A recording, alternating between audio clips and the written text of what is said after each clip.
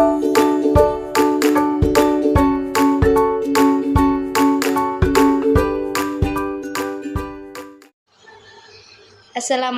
warahmatullahi wabarakatuh. Perkenalkan, nama saya Irmala Sari Saputri dari kelas A39, memenuhi tugas dari mata kuliah Sosiologi Pendidikan Islam, yang sekarang mengangkat tentang fenomena child free. Fenomena child free dalam suatu pernikahan, atau yang disebut juga keputusan sadar tidak memiliki anak, yang marak diperbincangkan di tengah masyarakat termasuk kalangan muslim sekarang ini, menimbulkan diskursus yang kompleks jika ditinjau dari perspektif sosiologi pendidikan Islam.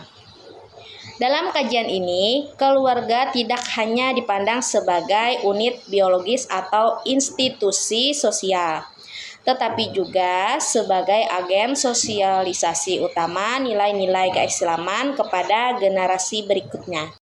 Berikut ini adalah beberapa poin analisis untuk memahami fenomena child free dari sudut pandang sosiologi pendidikan Islam. Pertama, fungsi keluarga dalam pendidikan Islam. Dalam perspektif sosiologi pendidikan Islam, keluarga memiliki fungsi sebagai pendidik pertama dan utama. Orang tua bertanggung jawab menanamkan nilai-nilai seperti tauhid, akidah, akhlak, ibadah, adab sosial, budaya, dan lainnya. Tanpa kehadiran anak, maka fungsi ini akan berhenti, mengalami perubahan bentuk. Hal ini mengindikasikan adanya pergeseran peran keluarga sebagai agen sosialisasi, yang sebelumnya bersifat transgenerasional menjadi lebih individual. Kedua, perubahan nilai sosial dan modernitas. Fenomena child free seringkali dikaitkan dengan nilai-nilai modern seperti kebebasan individu, karir dan pencapaian pribadi, dan kekhawatiran terhadap kualitas hidup atau lingkungan. Dari perspektif sosiologi pendidikan Islam, ini menunjukkan pengaruh modernisasi dan sekularisasi terhadap nilai-nilai keluarga. Perubahan ini dapat memarginalisasikan nilai tradisional Islam yang menekankan pentingnya keturunan sebagai ladang awal amal jariah dan kelangsungan dakwah. Amal jariah yaitu salah satunya adalah anak soleh dan ilmu yang bermanfaat, yang apabila tidak ada anak dalam suatu keluarga, maka kedua poin itu tidak dapat diaplikasikan. Ketiga, implikasi sosial dan dakwah. Jika fenomena child free meluas, maka akan ada tantangan dalam regenerasi umat Islam, pelestarian nilai Islam dalam keluarga, dan penurunan peran keluarga sebagai pusat pendidikan moral. Hal ini mengancam keberlangsungan fungsi dakwah domestik yang dalam Islam dilakukan secara kuat melalui pendidikan anak dalam rumah tangga. Keempat, tinjauan etis dan normatif dalam Islam. Secara normatif, Islam sangat menekankan pentingnya pernikahan dan keturunan.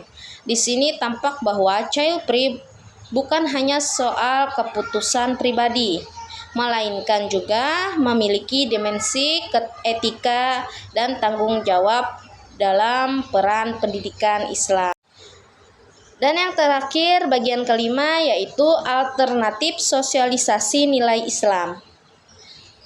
Jika fenomena child free tetap dipilih oleh sebagian individu muslim, maka tantangan ke depan adalah bagaimana peran sosialisasi nilai Islam tetap berjalan. Hal ini menuntut adanya penguatan komunitas dakwah, keterlibatan dalam pendidikan sosial keagamaan, adopsi peran alternatif sebagai pengasuh, guru, atau mentor bagi generasi muda. Dengan kata lain, sosiologi pendidikan Islam tetap membuka ruang aktualisasi nilai Islam melalui jalur non-keluarga, meskipun bukan substitusi ideal dari peran keluarga.